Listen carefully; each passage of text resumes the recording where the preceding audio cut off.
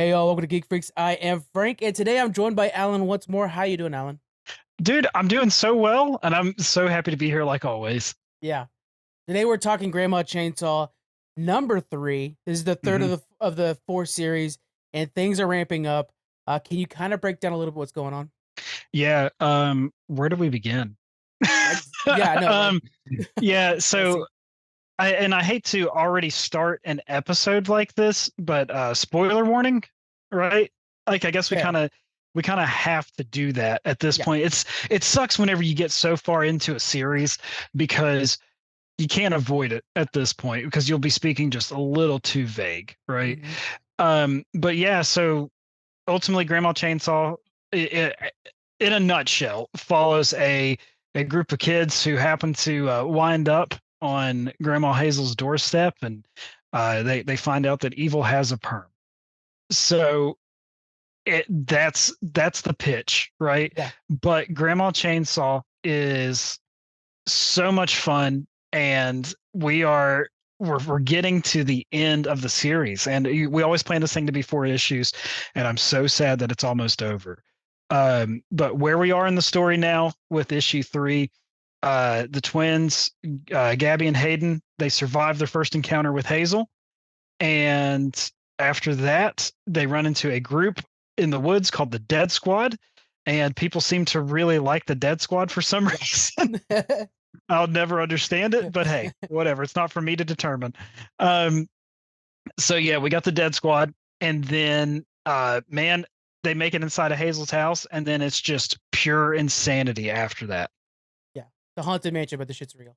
Yeah. Yes, and we get to meet one of our favorite characters that we've ever created together, and that is the Dollmaker.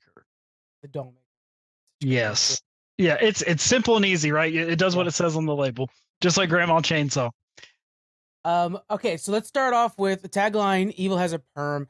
Clearly, you're mixing this humor and horror. How do you find that balance between the two? I think finding the balance between the two is honest. It's a lot easier than what I thought that it would be.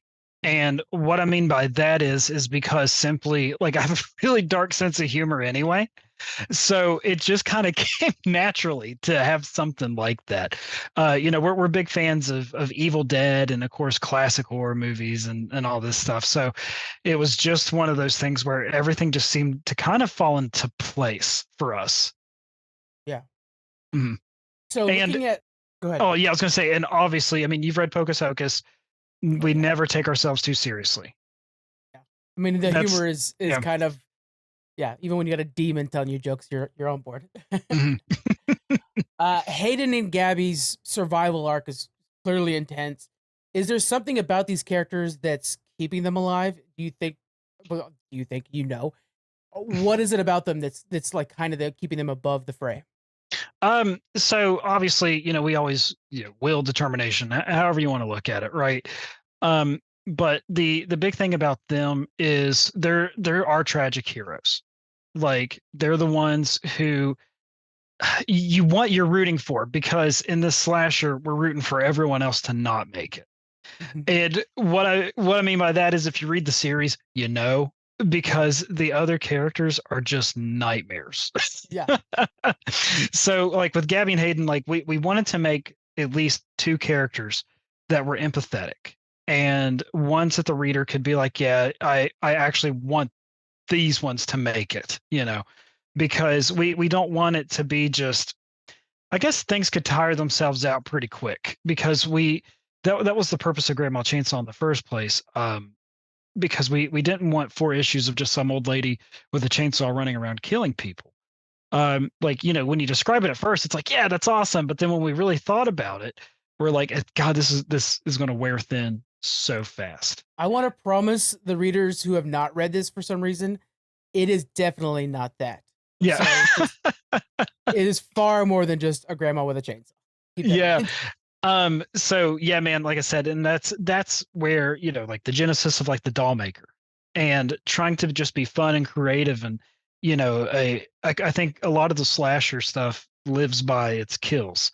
And so that's why we're always trying to think of just any sort of creative over the top kills that we can. You know, the first one that comes to mind was the second kill that we had in Grandma Chainsaw, which was the elbows off the table kill. Oh yeah. Yeah, because we were leading up to that, and then then we have smoking kills, and then we just really spiral down from there to we finally get into the basement with that one sick couple that everybody knows that just too much PDA, they're disgusting, and Yeah. then they get what's coming to them, right? Yeah. Yeah, Yeah. You got plastic on the walls kind of situation. yeah. So with the Dollmaker, and then we have the Dead Squad, we got a lot of names that feel like really good spin-offs, and you've done spin-offs before. Are Mhm. you tempted to do any spin-offs from this 4-part series?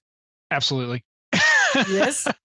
Absolutely, yeah. A Dead Squad series, we've already tossed around the idea for it, and we've tossed around really what we would want to do with it. Mm, Because for those who don't know, the Dead Squad is God, Frank. I think like just kind of the personification of a lot of the stuff that we internalize, right? They're yeah. like, they go by their gamer tags, and Yes. it's just like we're in that culture, and it's just funny just to see the people who exude that sometimes, right? Yeah. And ultimately, a lot of the stuff too, like we're laughing at ourselves just because of how ridiculous some of the stuff is that we like, and things like that, you know what I mean? So like, Right. because the Dead Squad is just, they just don't care. And it's I kind of admirable. Oh, well, I love them because they kinda remind me, like, the sweatiest part of Comic-Con, like, that corner Yeah. where you're like, "Ugh, I'm good." Or, like, Yeah. that guy on Discord where you're like, "Oh, he's getting on. I'm just gonna hop off. I'm gonna listen to Yeah, music." yeah.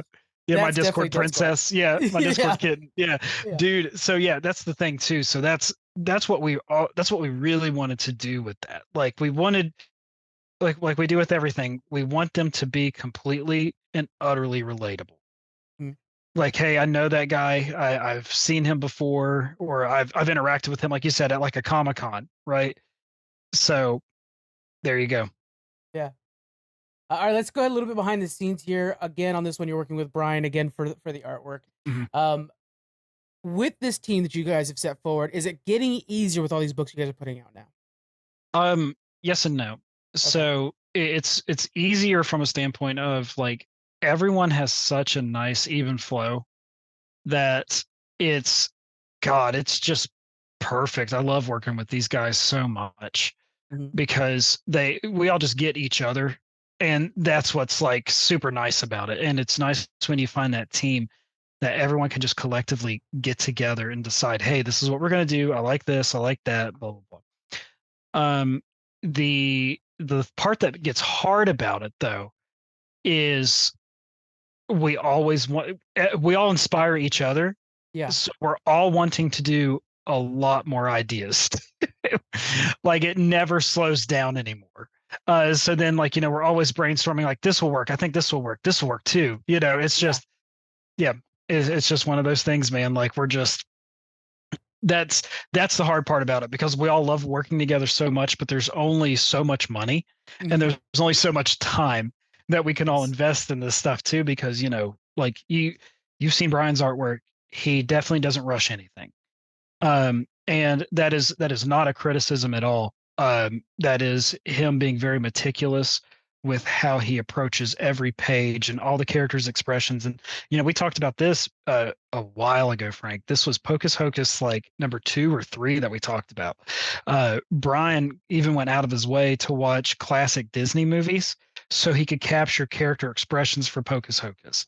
So good. Because yeah, because I don't know if I might be speaking out of line here, but I don't know if Brian's done a lot of like comedy, Mhm. right? Because he does a lot of like, action and horror stuff like that. But then we always try to marry those mediums together. So, and it's just kind of cool to see him care that Yeah. much, that he just wants to do a good job. It it's funny you bring that up. It's no secret. I'm a big fan of Top Hat Studios and everything you guys make. There's something I saw that's an upcoming thing or whatever, and right away I was able to spot who worked on what. And I was Mhm. like, "Damn, I've been hanging out. I've been watching these guys for too long. If Yeah. I could tell, I know Brian's handiwork on this. I know exactly what's Yeah. going on here." So, it's just a tight-knit group, and I freaking love it. It's so fun to Yeah. watch.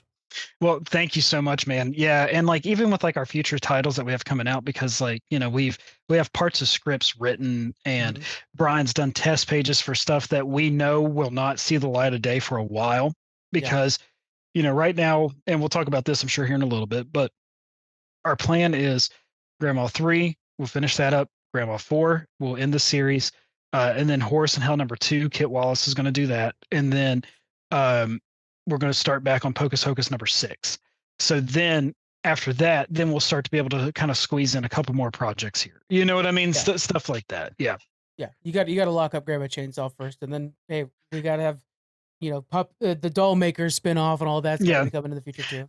Man. And yeah. And all the stuff that we've done for Roseblood Manor too. Like That's there's, right. Yeah. yeah, so yeah, we got Roseblood Manor 4 that's running live on Kickstarter too. Brian and I put a story in that.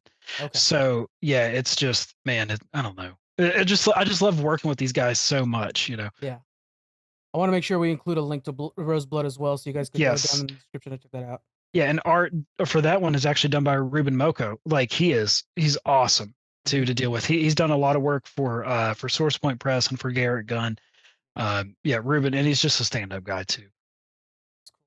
Yeah. Um, so clearly, just day one inspiration has got to be Texas Chainsaw Massacre.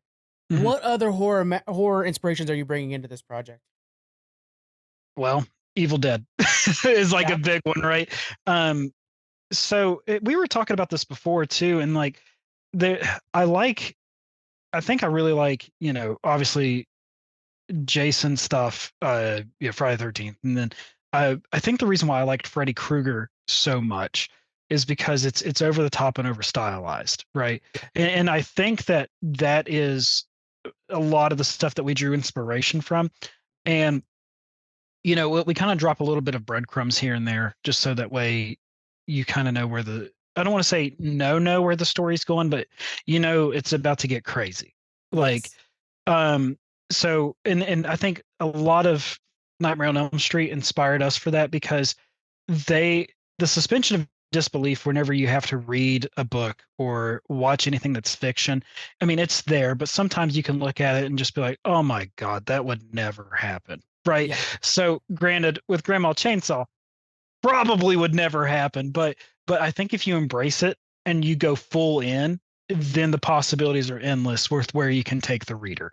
And that's why I love Nightmare on Elm Street stuff so much, and of course Evil Dead, because it's crazy, it's wacky, and it knows what Yeah. it is, and it's just trying to have fun.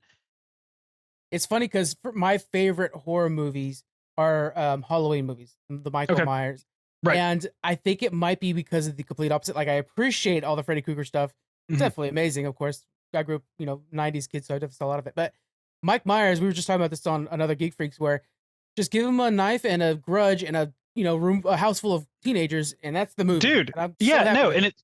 it's crazy, right? Because of how simple of a premise it is, but it works. So what'd you think about Halloween Ends, Frank?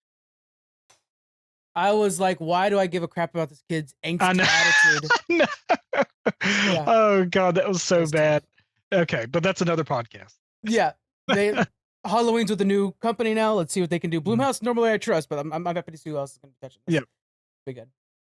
Okay, so you're getting all this inspiration from stuff that you already love, Freddy Krueger and whatnot. How do Mhm. you share that inspiration with the rest of the team so that they see the same vision that you're envisioning? I think at this point it's a hive mind, Okay, yeah, because like we've all worked together for so long, and um, granted, we would put if we felt like we needed to, we would put things in there like saying, this is okay. So for example, the scene where Liz dies in Grandma Chainsaw issue 1, when Hazel leans out and puts her hands on top of her head, that was a reference to the poster for Nightmare on Elm Street. And mhm, we put that in the description, Brian, this is a reference to Nightmare on Elm Street. Even they probably would have gotten it anyway. But Brian, he's sneaky. He does stuff that we don't catch until after the fact. Okay, so here's this is something that Brian did.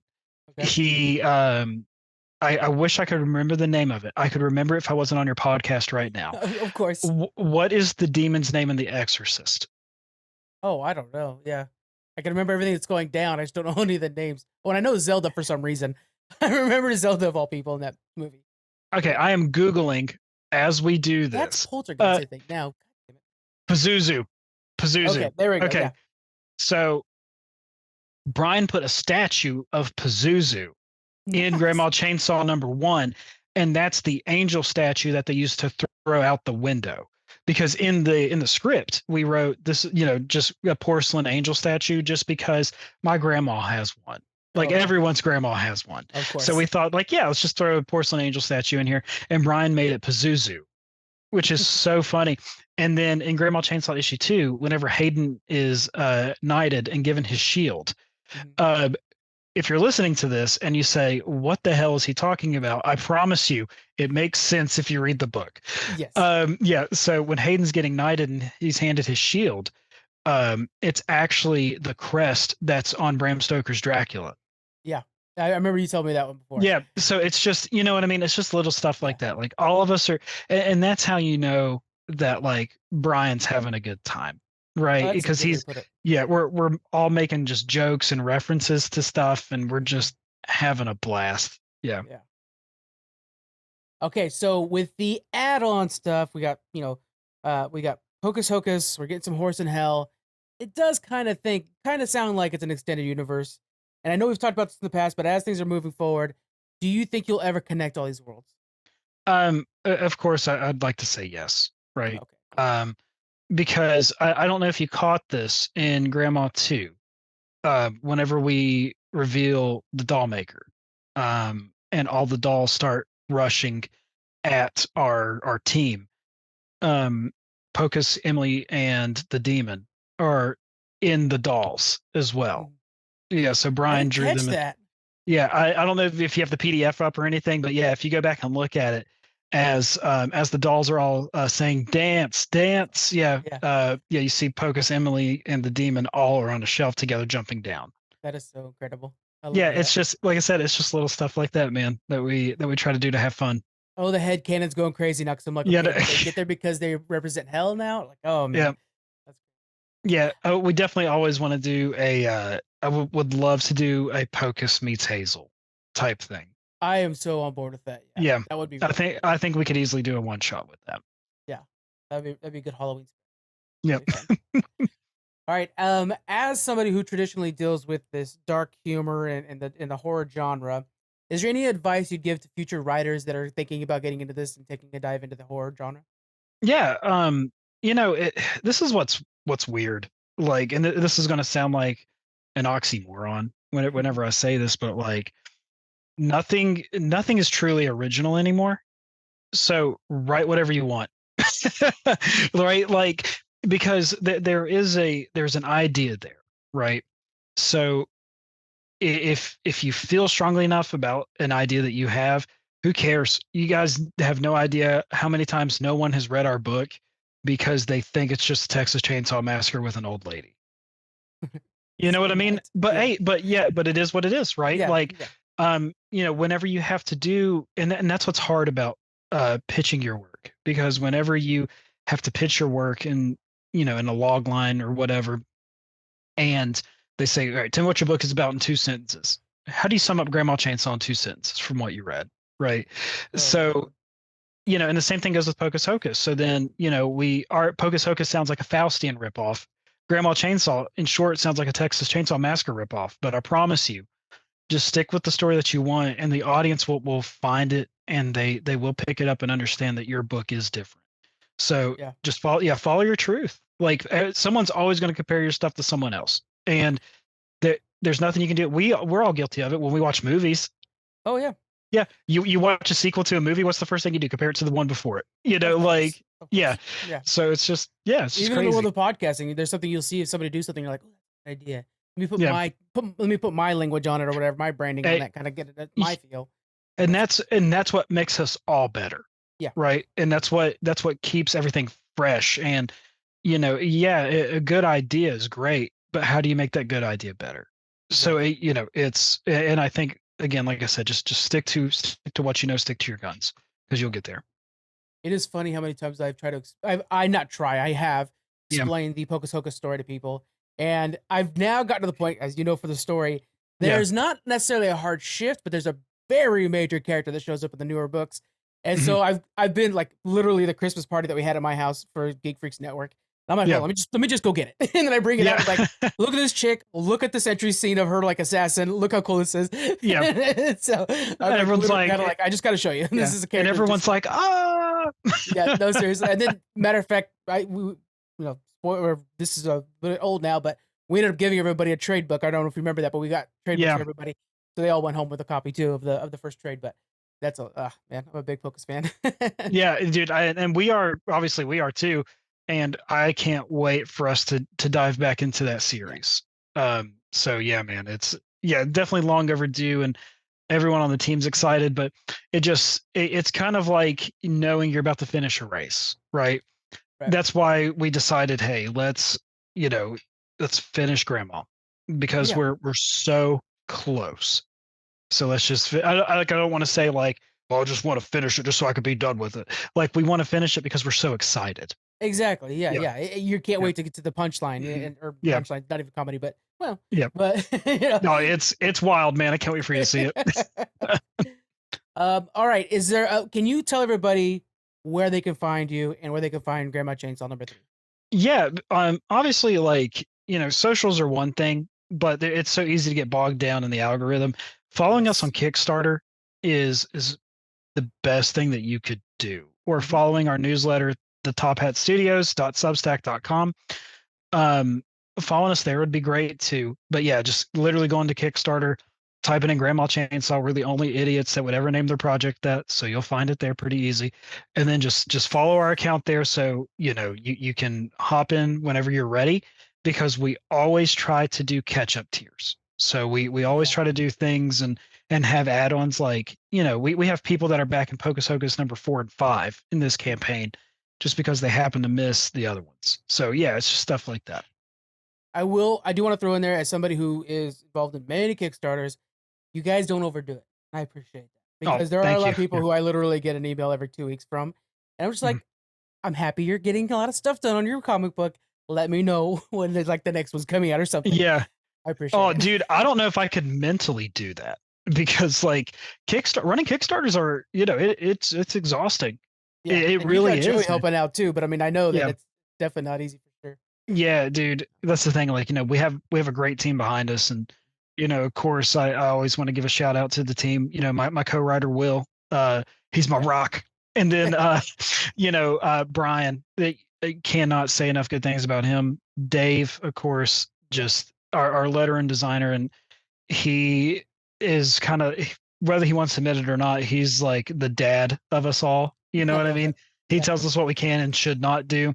And then of course, callers on this issue, Carrie Salveo. Mhm. She is awesome. She definitely fit right into the mold with what we That's were cool. doing, and she's just, yeah, I can't wait for you guys to see her work. Yeah. Yeah. Will is always doing shit, by the way. Like if you guys Mhm. follow him on Instagram, like acting and like Yep. random like don't you have other things like a job? Like what? He's Yeah, always doing stuff. well, his job fits in with what he's doing. Okay. So yeah, he's the director of the art gallery here at the Tamarack, Yeah. which is a giant tourist exhibit. So yeah, he works out there. God, it's a fun life. Pretty Yeah. Yeah, I cool. know. Yeah, he loves it. It's stressful, man. Like especially when he has to hang new shows and stuff like that. But yeah, he loves it. Oh. All right, guys. Well, that is it for us today. Please head to the description, follow up on everything Grandma Chainsaw. We're going to be keeping it up. We're going to be making an article on the website as we have been doing lately. So check that out too. We'll get you some images. And yeah, follow Grandpa Chainsaw and everything else, Top Hat Studio. All right. All right. Thanks, guys. Thanks, Frank, again too. All right, guys. We'll see you next week. Bye.